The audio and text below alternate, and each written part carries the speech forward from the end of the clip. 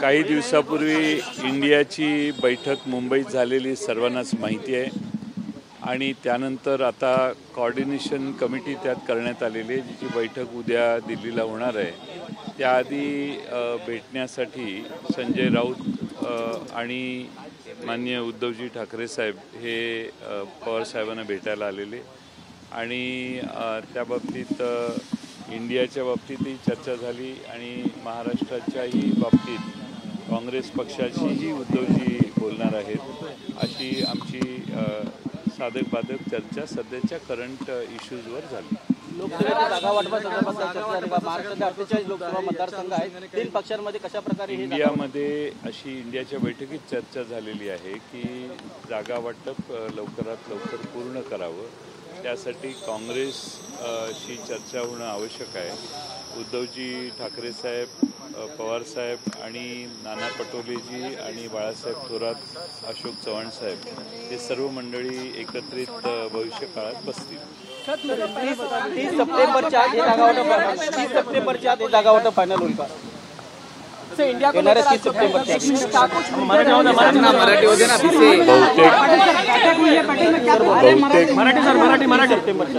जागा वाटप 30 सप्टेंबरच्या आत होईल की नाही मला आज सांगता येणार नाही, पण बैठक तरी त्या बाबतीतली लवकर होईल. समन्वय समितीची बैठक होते सर. समन्वय दिल्लीमध्ये बैठक आहे समन्वय समिती, त्यामध्ये हा मुद्दा येईल का? म्हणजे जागा वाटप नाही येणार. जागा वाटपाचा विचार आणि चर्चा ही इंडियाच्या मुंबईतल्या बैठकीतच झालेली होती.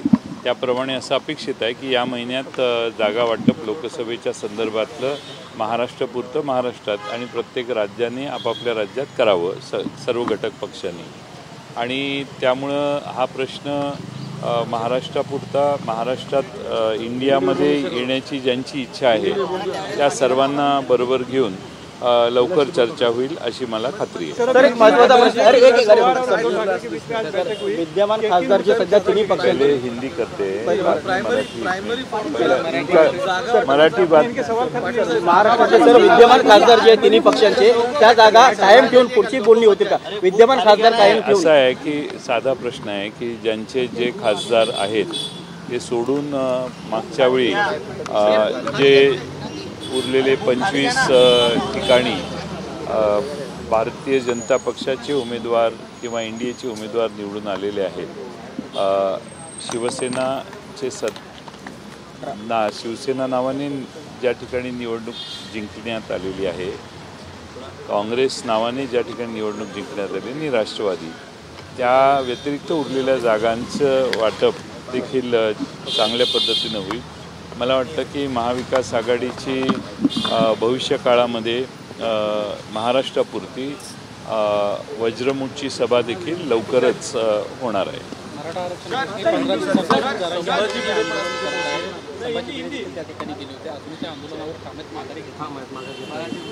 काल सर्वपक्षीय बैठक झाली, त्यावेळी माननीय मुख्यमंत्री महोदयांनी ही बैठक बोलवलेली.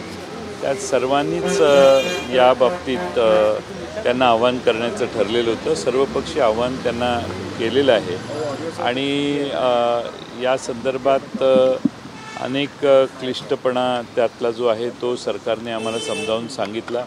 त्यामुळं जरांगे पाटलांना विनंती करणं ठरलं की काही काळ लागेल हा प्रश्न सोडायला. दरम्यान त्यांनी त्यांचं उपोषण सोडावं असं आव्हान सर्वपक्षीय करण्याचा काल निर्णय झालेला होता. आज सकाळी मला वाटतं त्यांना ते कन्वे करण्यात आलं असेल. मला माहीत नाही की या क्षणी काय तिथं चाललेलं आहे. सर, संभाजी भिडे पण आज तिथे पोहोचले आणि त्यांनी सांगितलं की शेवटपर्यंत आम्ही मराठा समाजाच्या मागे राहणार आणि देवेंद्र फडणवीसांबद्दल चुकीचा जो समज आहे तो पसरवण्याचा प्रयत्न केला जातो. ते कार्यशील उपमुख्यमंत्री आहेत, त्यांनी स्तुती पण केली मुख्यमंत्र्यांची. याकडे काय सर? त्याला जोडून आहे सर, संभाजी भिडे यांचं येणं हा राजकारणाचा भाग आहे का? सर, आता शुरू करो. इंडिया की कुछ लोग कुछ चीज़ें एंटरटेनमेंट के लिए छोड़नी चाहिए. संभाजी भिडेंच्यावर मी भरपूर बोललेलो आहे.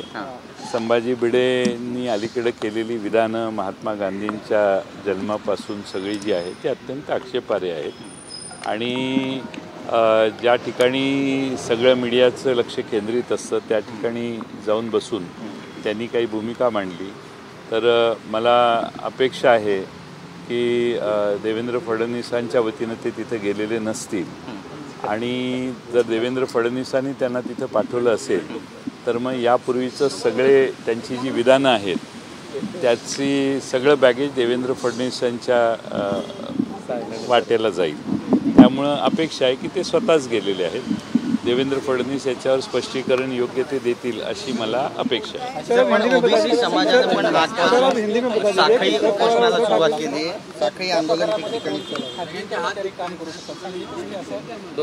काय काय काय अजित पवार असं म्हणाले की शासकीय कर्मचाऱ्यांवर प्रचंड प्रमाणामध्ये सध्या पगारावर खर्च करावा लागतो. त्या पगारामध्ये एका वेळी 3 अधिक संस्थानिक कर्मचारी त्या ठिकाणी काम करू शकतात आणि यावर एक प्रचंड वादंग पाहायला मिळतो, नाराजी पाहायला मिळतो. असं आहे की सरकारच मग आपण कॉन्ट्रॅक्टवर देऊया म्हणजे आज जेवढा पगारावर खर्च होतो त्याच्या 1/3 पैशात आपल्याला आपला खर्च वाचवता येईल. सरकारी कर्मचाऱ्यांना सगळ्यांना घरी घालू आणि कॉन्ट्रॅक्टवर सरकार चालवायला देऊ म्हणजे उरलेली सगळी रक्कम आपल्याला विकासावर खर्च करता येईल. शेवटी आज राज्यातले सरकारी कर्मचारी हे महाराष्ट्र सरकार कोणाचंही असो जबाबदारीनं काम करतात आणि ते जबाबदारीनं जर काम करत असतील तर मला वाटतं की कॉन्ट्रॅक्टवर माणसं नेमण्याच्या बाबतीत अशी एक्सटर्नल जी कामं टेम्पररी आहेत ती कॉन्ट्रॅक्टवर करायला कोणाचीच तक्रार नाही. पण परमनंट बेसिसवर जी कामं आहेत जी विश्वासानं करावी लागतात, जी कॉन्ट्रॅक्टवर माणसं नेमल्यावर बेभरोशाची होऊ शकतात किंवा ज्यावर विश्वास ठेवणं अवघड असतं अशी कामं कॉन्ट्रॅक्टवर होऊ शकत नाही आणि त्यामुळं कॉन्ट्रॅक्टवर माणसं नेमण्याच्या मर्यादा आहेत आणि सरकारच्या वतीनं सरकारच्याकडून जे काम अधिकृतपणानं अंतिम आदेश जारी करेपर्यंत जातं ते सगळं सरकारच्या विश्वासू कर्मचाऱ्यांनीच केलं पाहिजे आणि महाराष्ट्रातले सरकारी कर्मचारी हे अत्यंत जबाबदारीनं काम करतात, विश्वासानं काम करतात. जगण्यासाठी आवश्यक असणारा पगार जो आहे तो देत असताना सरकारने देखील त्याबद्दल नानू करू नये आणि त्या बाबतीत सरकारी कर्मचाऱ्यांना दुःख होईल असं कोणतेही पाऊल सरकारने करू नये आणि जास्तीत जास्त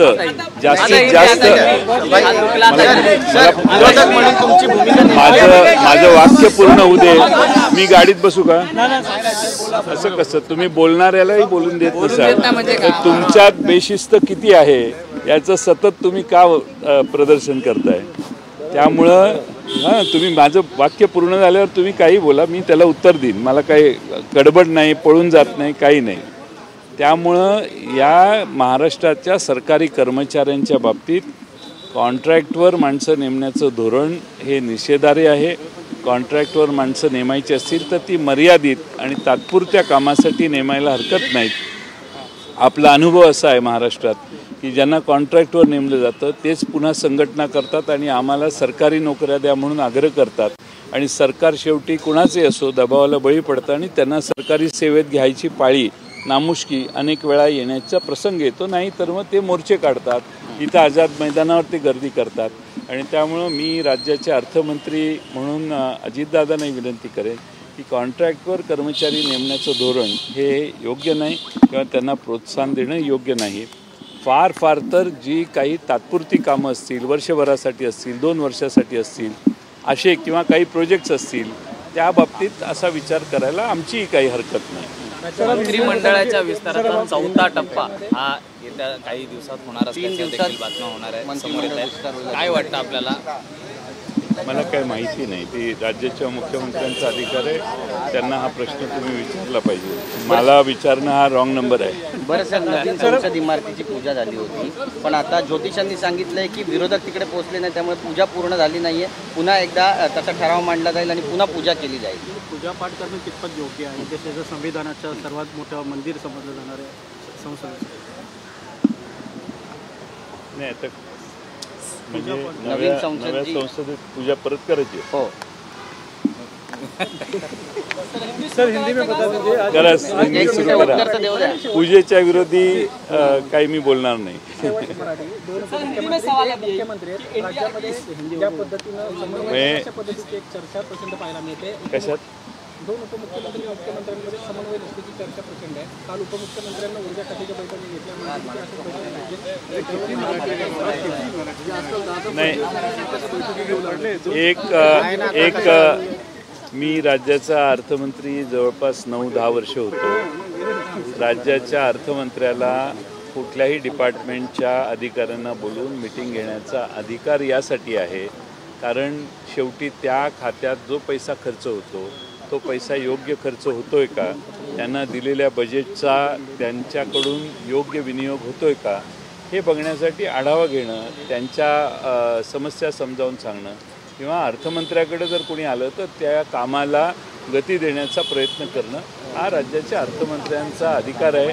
तो जर मुख्यमंत्री आणि दुसऱ्या मुख्यमंत्र्यांना आवडत नसला तरी राज्याच्या वित्तमंत्र्यांचा तो अधिकार आहे. ते वित्तमंत्री आणि बहुतेक नियोजन मंत्री पण आहेत. त्यामुळं अशा त्यांनी घेतलेल्या बैठकाला आक्षेप घेण्याचं कोणतं कारण नाही. आवडो अगर न आवडो दुसऱ्या पक्षातल्या त्यांच्या मित्र पक्षांना, पण after all he is a finance minister and planning minister. त्यांचा तो अधिकार आहे. आता सहन करावंच लागेल. आमदार अपात्रतेचा मुद्दा आहे. 24 आमदारांना नाही, 24 आमदारांचा मुद्दा आहे. इधर अपात्र पालन समितीकडून पत्रव्यवहार झालेले आहेत आणि 24 आमदार जे आहेत हिंदी में एक तो ले लीजिए. ऐकून पूर्ण मराठीमध्ये ते कानात उजव्या कानात बसलेले असल्यामुळे निलेश ते कानाचं तुमचा प्रॉब्लेम होऊन देतो. आमचं एखादं ऐका तुम्ही. शेवटचा एक प्रश्न सर महत्त्वाचा आहे सर. अपात्र आमदारांच्या संदर्भात 24 आमदारांना अपात्र करावं अशी मागणी केली आहे. त्याबद्दल काय म्हणा? आमच्या पक्षाने हां, पक्षाने हो ते पक्षाने धोरणात्मक तो निर्णय घेतला आणि त्या बाबतीत आमच्या पक्षाने पाऊल उचललेले आहे. 2 अर्ज गेलेले आहेत सर पक्षाकडे त्या संदर्भात 2 अर्ज गेले.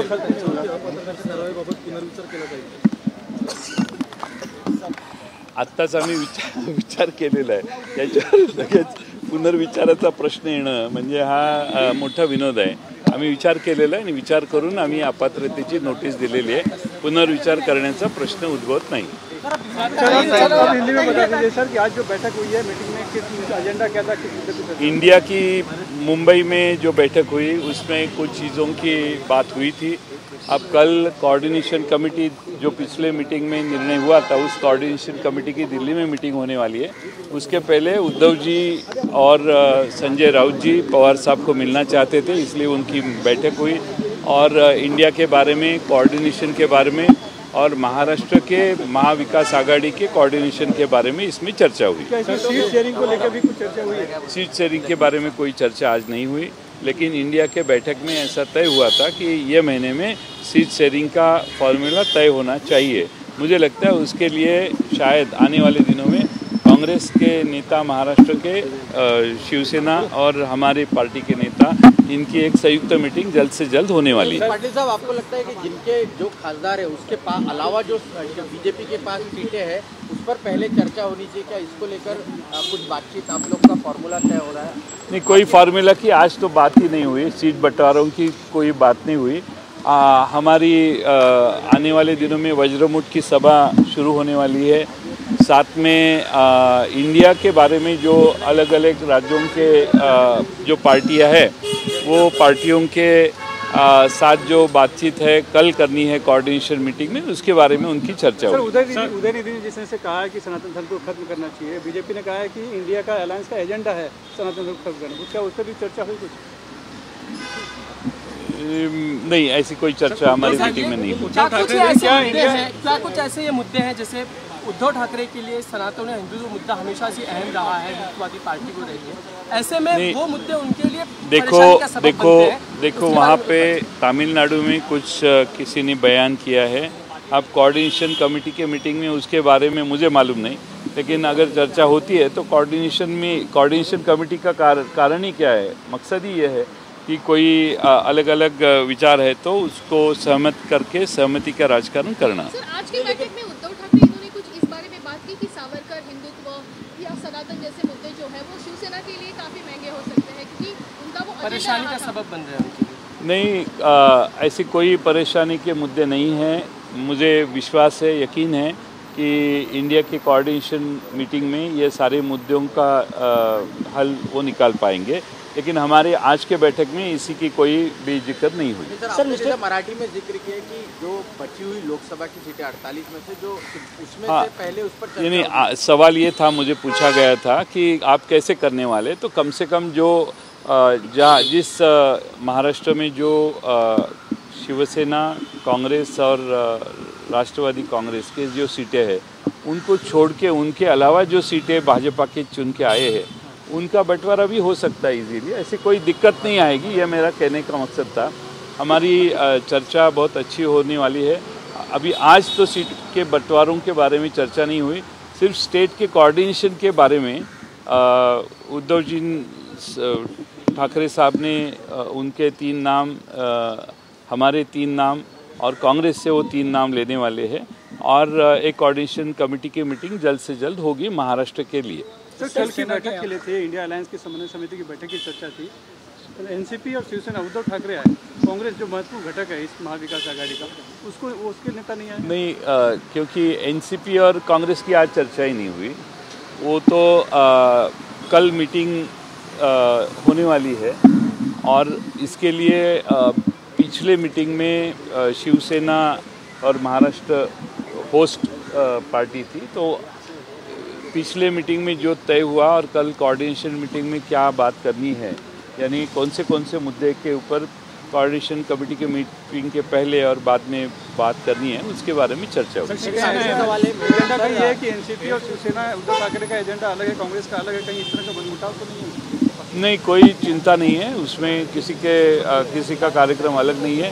पूरे देश में जो सवाल लोगों के सामने हैं, महंगाई है, बेरोज़गारी है, अलग अलग किस्म के जो सवाल है उसके ऊपर मुझे लगता है कि इंडिया का एक मत है और कोई उसमें दिक्कत आने की आवश्यकता नहीं। सर, एक आखिरी सवाल थे, आप लोगों ने डिस्क्वालिफिकेशन नोटिस 41 विधायकों के खिलाफ, क्या कुछ आप लोगों की उसमें प्रेयर है? हमने नोटिस दी है अभी और सोच समझ के दी है और देखते हैं अभी आगे क्या होता है। ये माना जाए कि अजीत पवार जी के साथ 41 विधायक है, ऐसा उसका अर्थ निकल सकता है? हाँ, जो हमारे पास नहीं आए हैं उनके पास गए, वो उसका अर्थ हो सकता है। हमने इतने दिनों में उनको मौका दिया था और अभी मौका देने के बाद हमने जो भी निर्णय किया है वो पहले से ही किया है और हमने उनको नोटिस देने का निर्णय पहले किया है। सर, शिवसेना के एमएलएस की डिस्क्वालिफिकेशन हियरिंग होने जा रही है, जल्दी फैसला आएगा, ऐसा उम्मीद है आपकी? आना तो चाहिए लेकिन आता नहीं है। उम्मीद तो सबकी है, लेकिन अब 1 साल के बाद भी अगर डिस्क्वालिफिकेशन के बारे में कुछ नहीं होता है तो लोगों का भी विश्वास नहीं रहता कि ये क्या हो रहा है।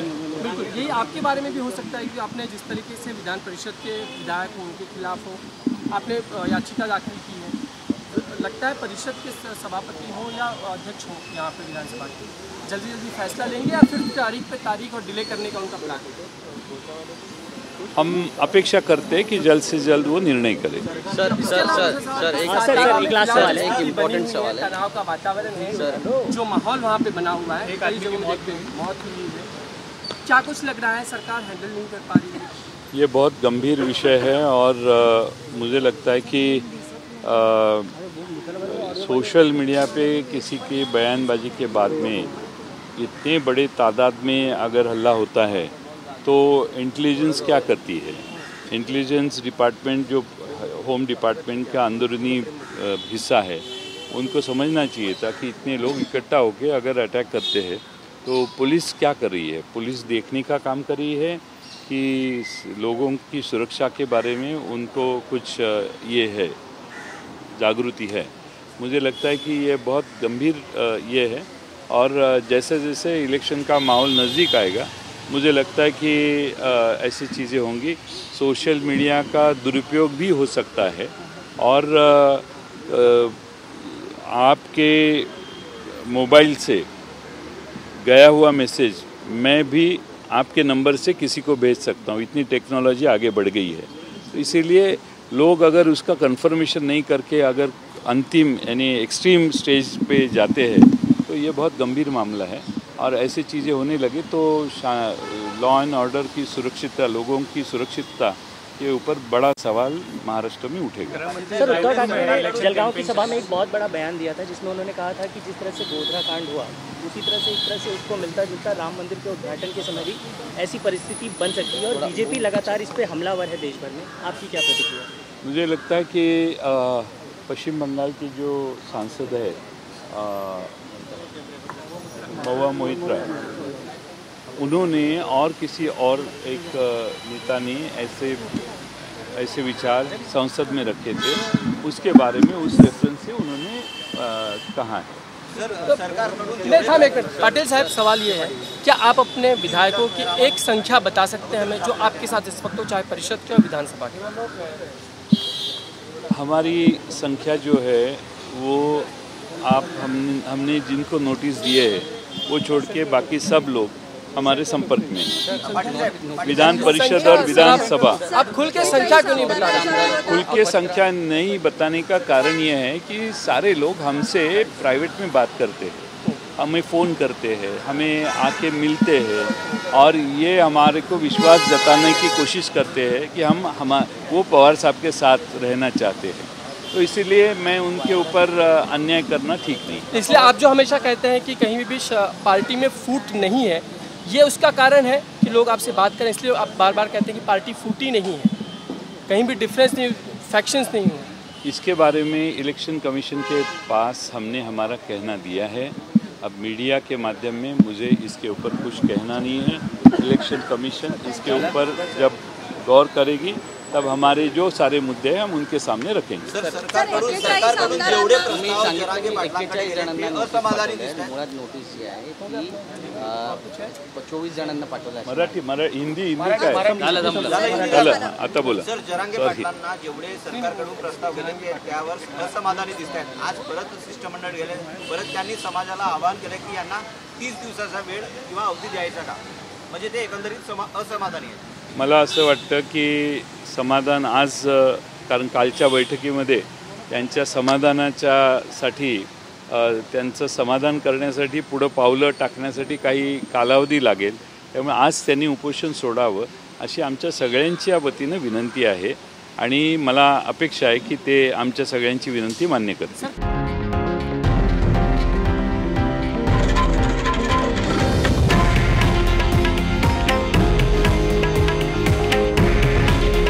हे आहे देशातील नंबर 1 न्यूज नेटवर्क आणि आपण पाहत आहात TV9 मराठी। काळजी तुमची, हित महाराष्ट्राचं।